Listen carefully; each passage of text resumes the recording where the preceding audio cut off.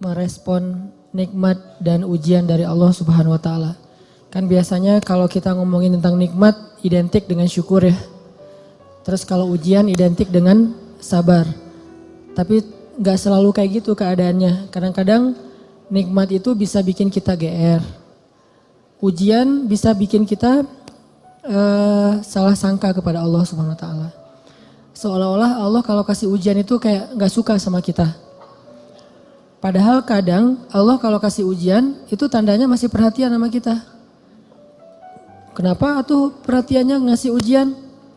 Bisa banyak banget alasannya, bisa pengen ngapusin dosa-dosa kita, bisa pengen ngangkat derajat kita walaupun kita nggak usah terlalu kegeeran ke sana, minimal menghapus dosa-dosa ya.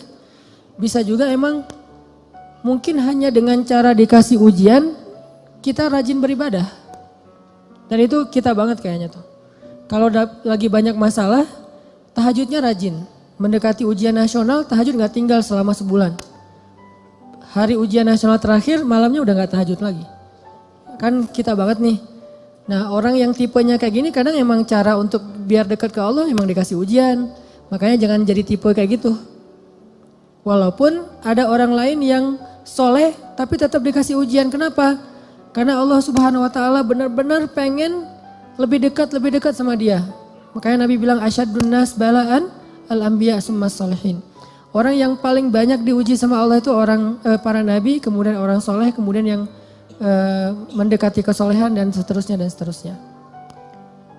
Ternyata kadang ketika kita dikasih nikmat, kita tuh jadi kegeeran.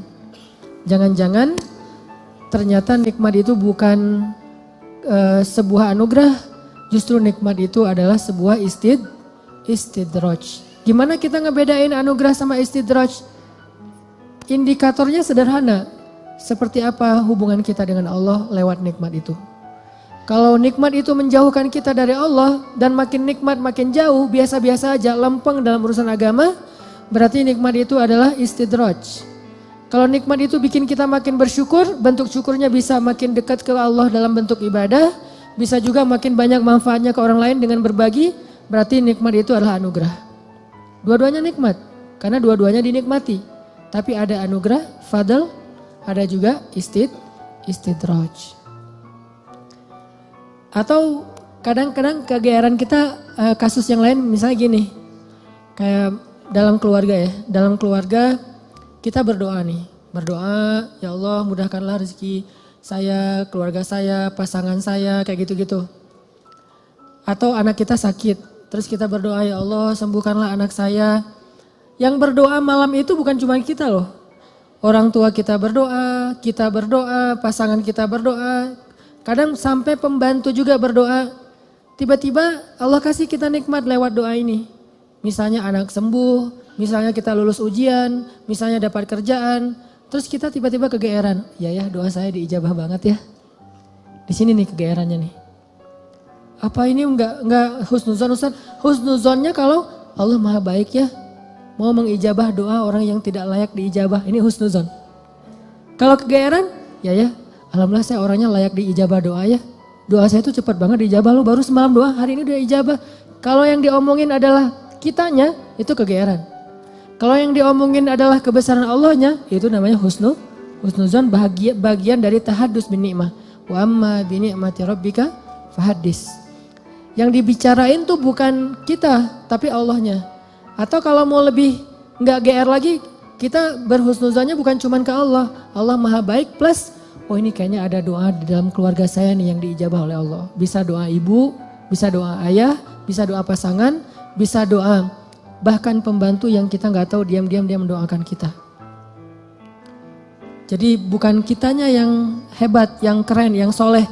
Tapi ada orang lain di sekeliling kita yang soleh kemudian mendoakan sehingga memudahkan urusan kita. Sama kayak dalam dakwah, misalnya saya dengan teman-teman bikin pemuda hijrah nih. Pemuda hijrah ini dulu taklimnya 3 tahun yang lalu paling banyak cuma 30 orang. Selama 8 tahun. Tiba-tiba alhamdulillah Allah berikan keberkahan jadi rame. Kita jadi bareng-bareng sekarang ada ribuan orang misalnya. Saya selalu mention ke teman-teman ini pasti ada orang di antara tim kita nih. Yang dia itu sama Allah itu dekat banget. yang diam-diam malam dia berdoa, gara-gara doa dialah jadi banyak kemudahan untuk kita. Bukan, mungkin yang doa semua ikut berdoa, saya berdoa, teman-teman semuanya berdoa, cuman jangan kegeeran, ya alhamdulillah ya, saya baru doa kemarin sekarang udah diijabah. Ini kalau kita kayak gini, ini agak kegeeran, sesekali wajar. Kalau sering kali, ini gak bagus.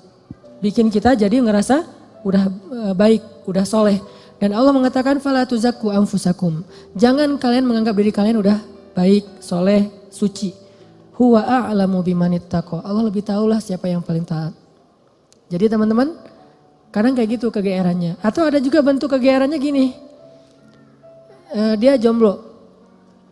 Udah gitu ngelamar cewek hafizah 30 juz. Dia tuh belum bisa baca Quran, baru hijrah, tapi diberikan istri hafizah 30 juz. Atau sebaliknya, dia cewek baru berhijab banget, diberikan suami hafiz 30 juz. Udah gitu dia kegeeran, wah berarti saya udah pantas buat dia nih. Atau dia pantas buat saya. Enggak, jangan-jangan Allah sengaja ngasih kita pasangan yang soleh banget, karena cuma dia yang bisa menghijrahkan kita dan memperbaiki kita. Kalau dikasih yang tanggung-tanggung ntar lepas lagi nih. Makanya dikasih yang gak tanggung-tanggung, sekalian aja yang paling soleh, yang paling taat, yang paling berwawasan agama luas, sehingga kita disuruh belajar ke dia. Bisa kayak gitu. Padahal yang datang ke dia itu banyak, ada yang sama-sama hafiz, kenapa yang lebih baik dari kita hafiz gak diterima? Karena udah sama-sama soleh, terus siapa lagi yang perlu diperbaiki kan? Bisa jadi kita justru ketemu dengan orang yang keren, karena Allah pengen memperbaiki kita dengan lewat orang itu. Ini biar kita gak kegeeran. Ustadz kenapa sih harus gitu-gitu amat? Karena itulah sifat orang yang beriman. Coba teman-teman buka surat orang-orang beriman. Surat apa? Al-Mu'minun. Surat orang-orang beriman. Surat 23 ayat 60. Itu sifat orang yang beriman. Surat 23 ayat 60.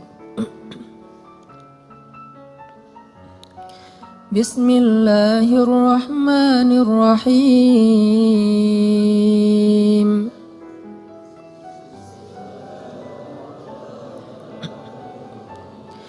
والذين يؤتون ما آتوا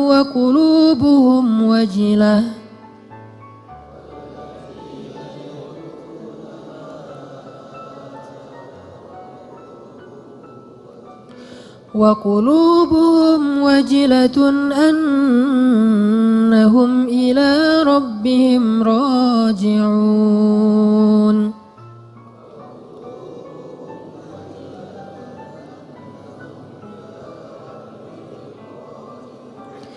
أولئك يسارعون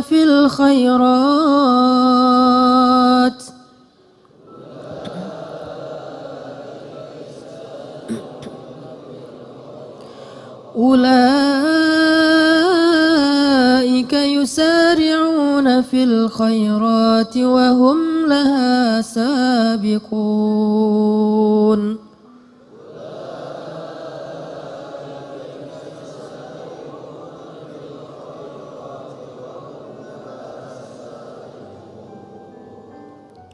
Dan orang-orang yang memberikan apa yang telah mereka berikan dengan hati penuh rasa takut, karena mereka yakin bahwa sesungguhnya mereka akan kembali kepada Rabb-Nya. Mereka itulah orang-orang yang bersegera kepada kebaikan-kebaikan, dan mereka itulah orang-orang yang lebih dulu memperolehnya.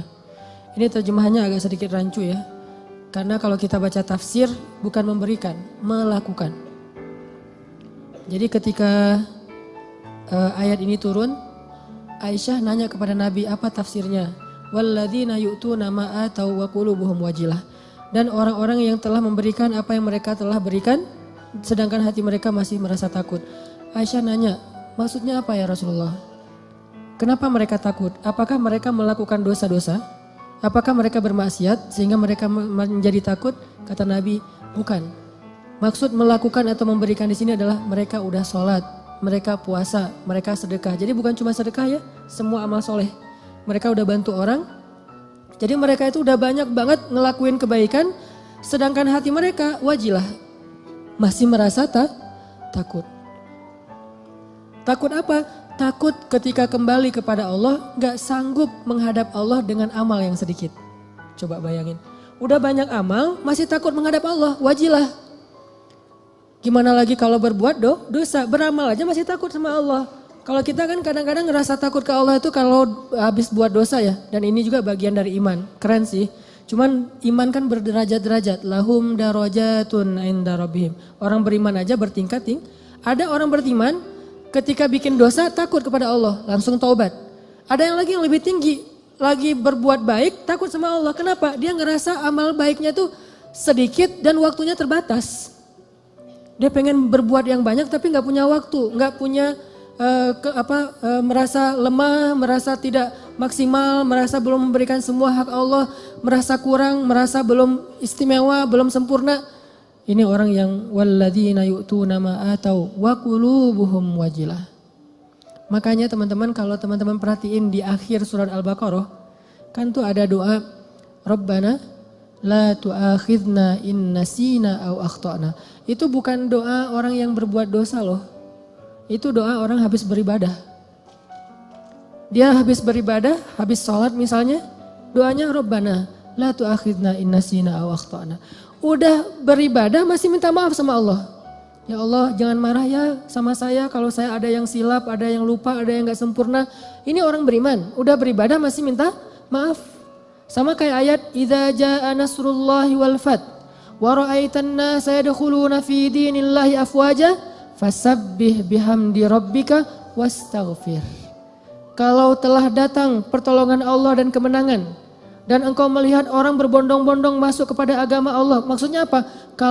Kalau dakwah kamu sudah sukses.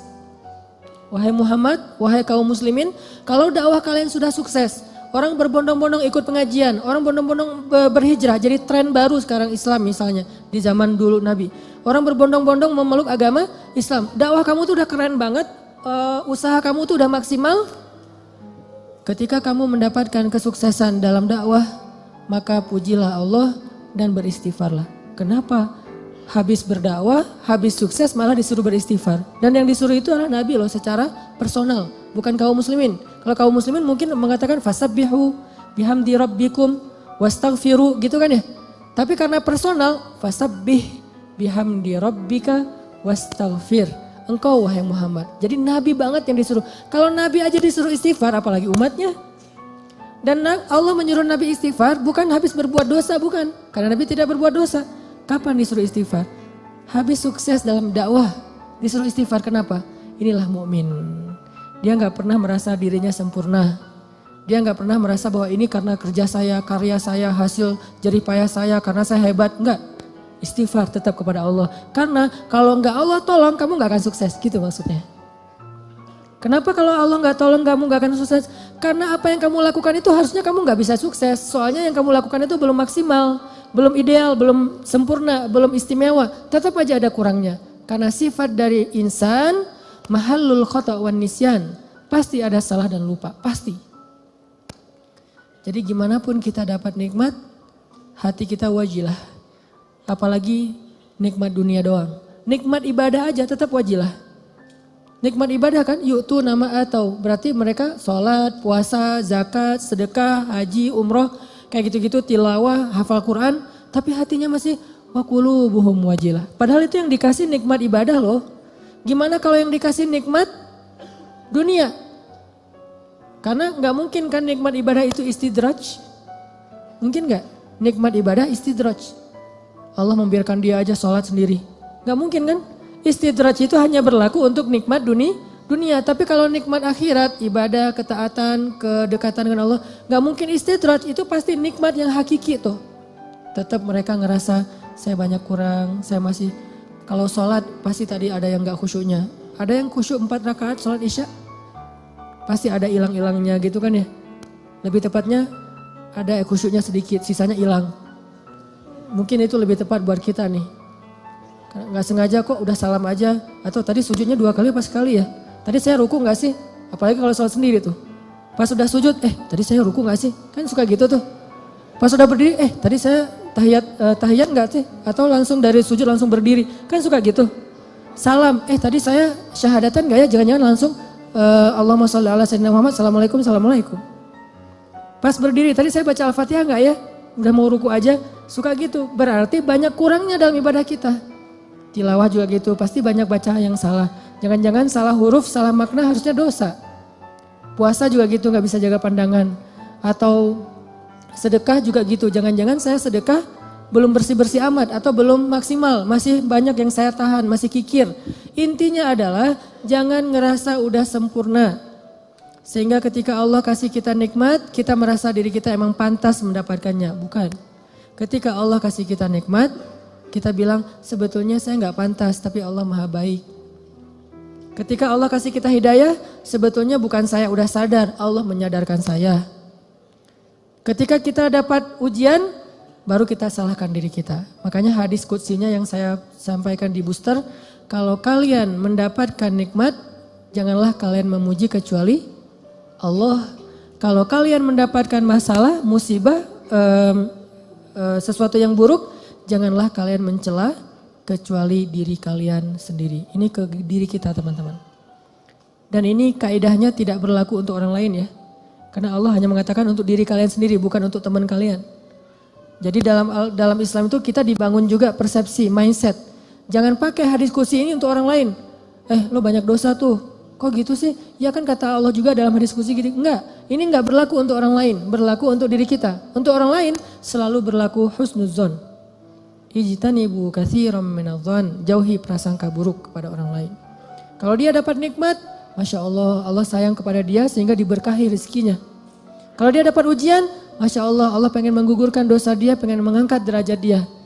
Kalau ke kita dapat nikmat, saya sebetulnya gak pantas tapi Allah baik banget sama saya.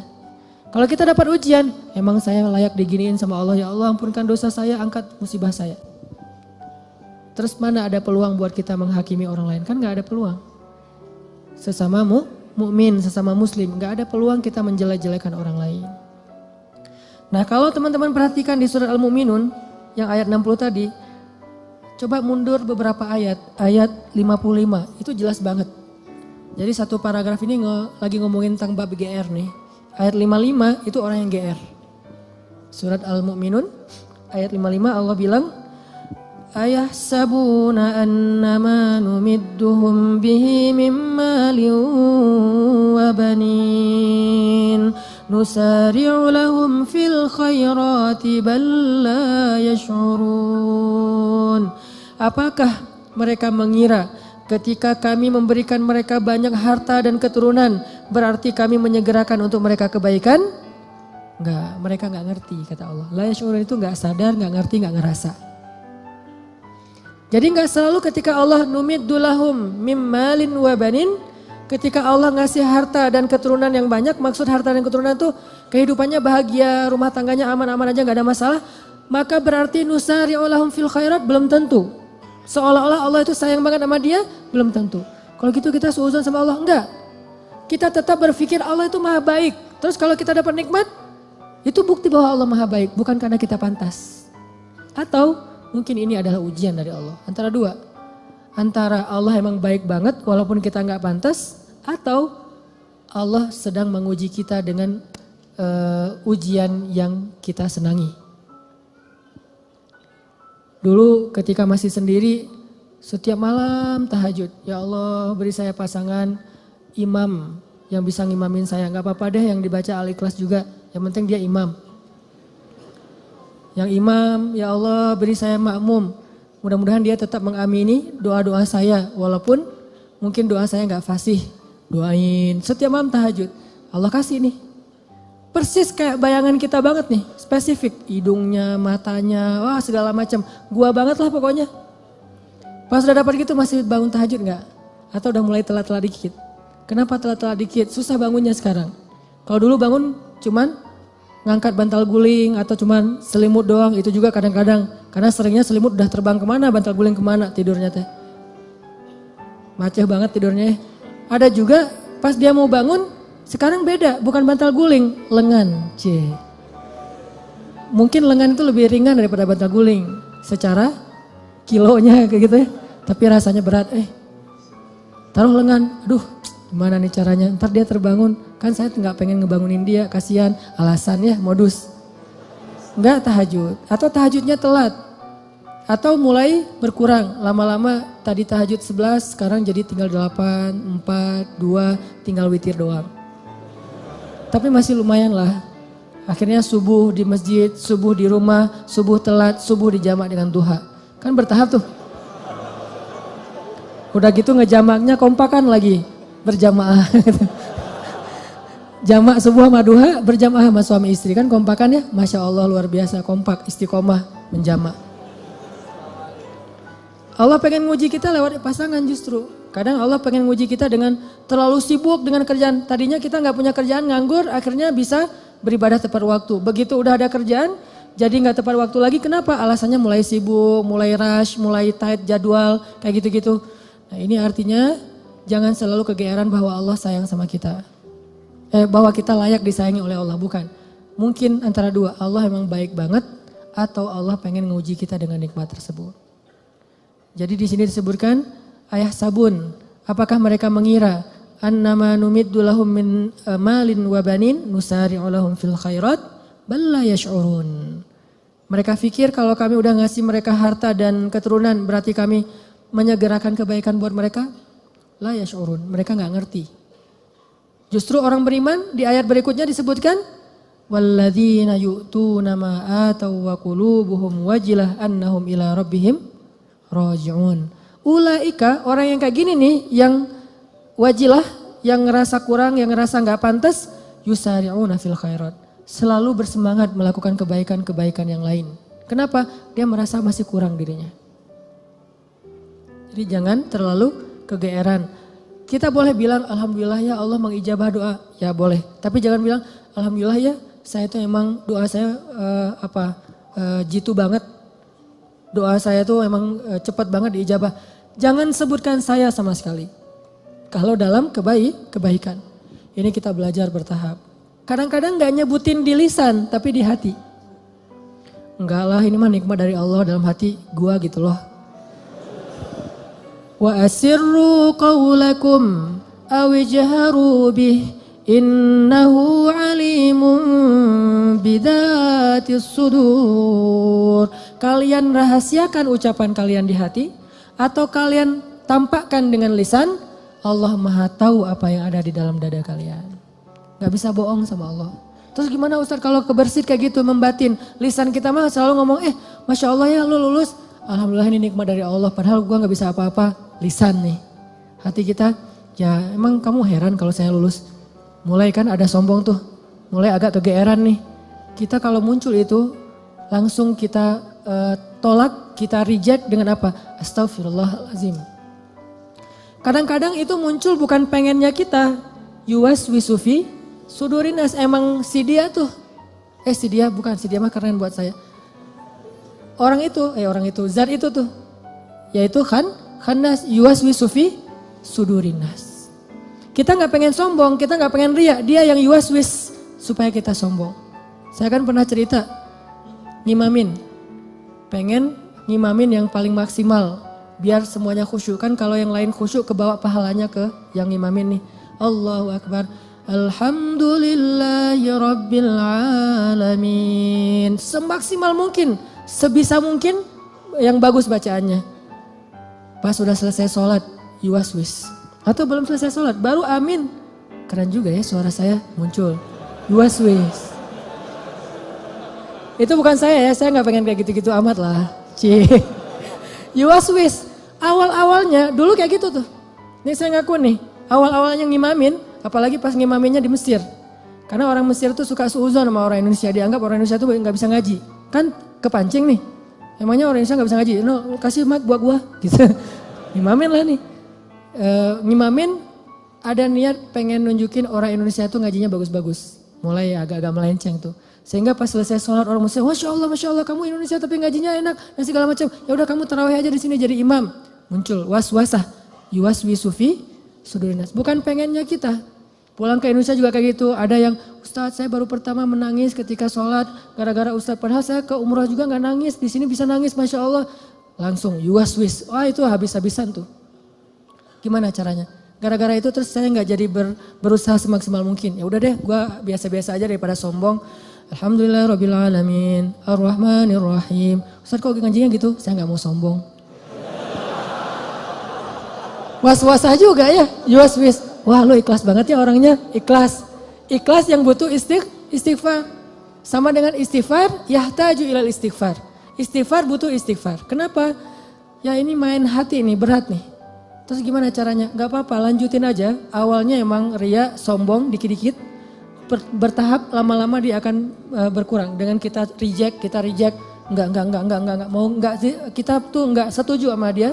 Lama-lama dia enggak akan ngaruh lagi di hati kita. Sesekali doang ngaruh, dia lebih gampang nolaknya. Tapi kalau kita menghindar terus, susah. Sedekah gitu, dilihat orang, wah 100.000 Yang di sebelah cuman 1.500 koin, kita 100.000. Awalnya sih emang beda sih rasanya. Karena pertama 100.000.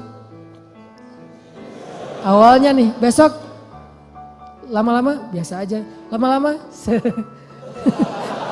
nggak ngaruh sama sekali. Udah di hati kita tuh udah kebal. Kan ini kematangan jiwa kita dalam beramal soleh ya. Orang kalau lagi puber pasti kayak gitu teman-teman. Ekspresif, heboh, lebay, itu orang puber.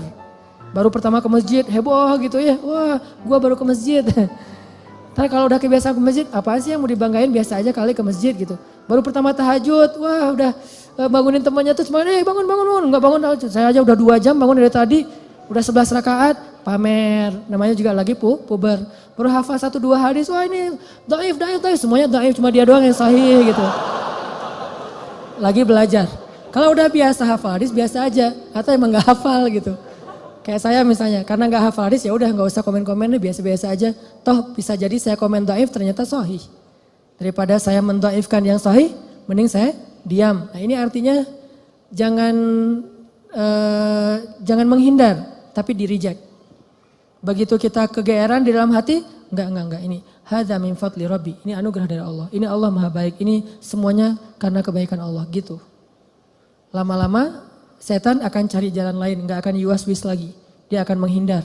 Sampai kita menjadi orang yang kalau kata guru saya mukhlasin. Apa arti mukhlasin? Kalau mukhlisin orang yang ikhlas. Kalau mukhlasin orang yang udah enggak ada bedanya di mata dia emas dengan batu. Udah sama tuh.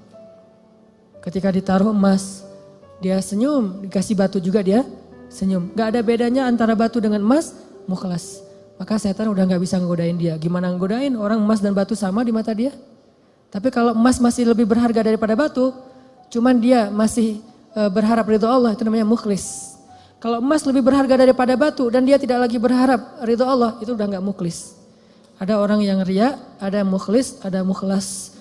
Di mata Nabi Muhammad SAW, emas dan batu itu udah sama. Makanya setan udah gak mau ngoda-godain Nabi Muhammad. Kecuali ada setan yang masih anak baru gitu, ngodain Nabi Muhammad.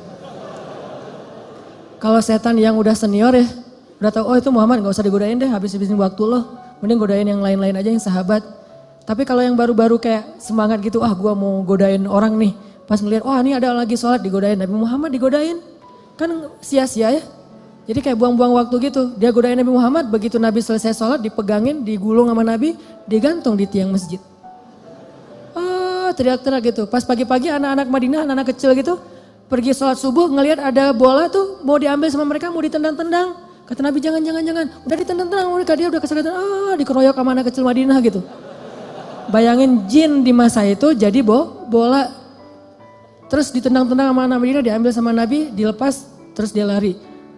Baru dia sadar sekarang, saya ternyata salah godain. Yang digoda adalah Rasulullah SAW. Kata teman-temannya, lo sih gak nanya-nanya ke senior. Ini teman-teman artinya memang gak bisa sekaligus.